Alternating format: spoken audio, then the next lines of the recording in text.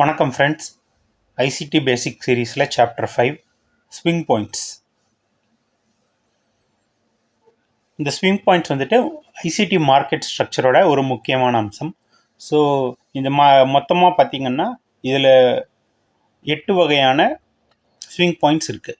So first வந்து swing high, ரெண்டாவது swing low, அப்புறம் short term high, short term low, intermediate term high, intermediate term low, long term high, long term low.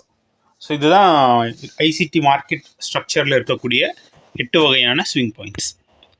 So ஜென்ரலாக ஒரு swing high அப்படிங்கிறத எதை சொல்கிறோன்னா, இது வந்துட்டு ஒரு 3 கேண்டில் ஃபார்மேஷன். நடுவில் இருக்கக்கூடிய கேண்டிலோட விக் வந்துட்டு அதோட முன்னாடியும் பின்னாடியும் இருக்கக்கூடிய கேண்டிலோட விக்கை விட ஹைட் அதிகமாக இருக்கும்.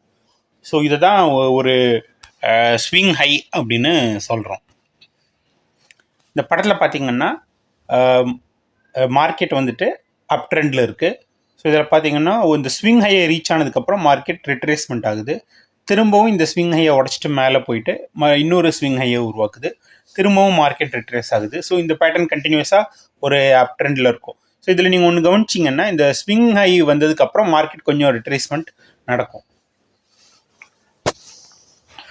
அடுத்தது ஷார்ட் டேர்ம் ஹை, எஸ்டிஹெச் அப்படின்னு சொல்லுவாங்க.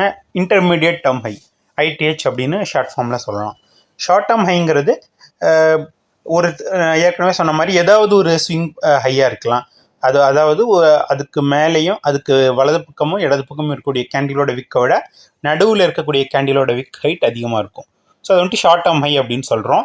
2 ஷார்ட் டேர்ம் ஹைக்கு நடுவில் இருக்கக்கூடிய ஒரு ஸ்விங் ஹையை தான் இன்டர்மீடியட் டேர்ம் ஹை அப்படின்னு சொல்லுவோம்.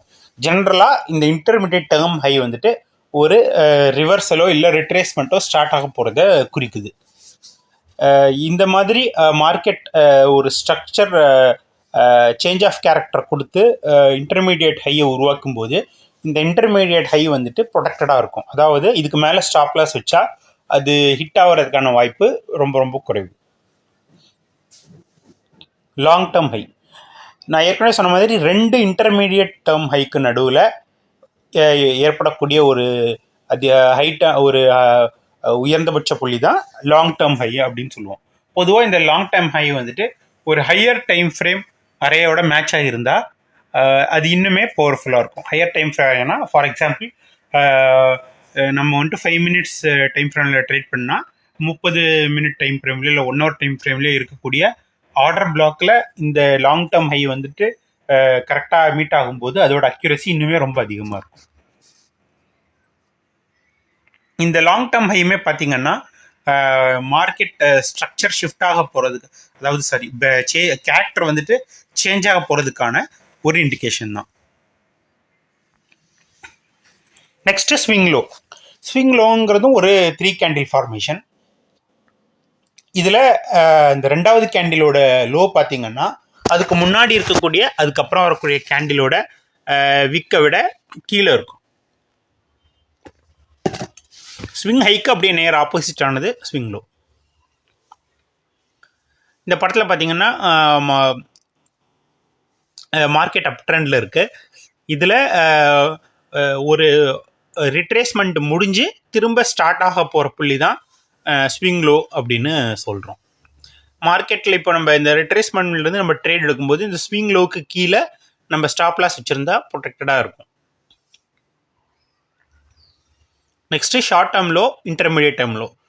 ஏற்கனவே நம்ம short term high, intermediate high பார்த்த மாதிரி 2 ஷார்ட் டேர்ம் லோக்கு நடுவில் ஏற்படக்கூடிய தாழ்ந்த ஒரு ஹைட் கம்மியான புள்ளி தான் இன்டர்மீடியட் டேர்ம் லோ.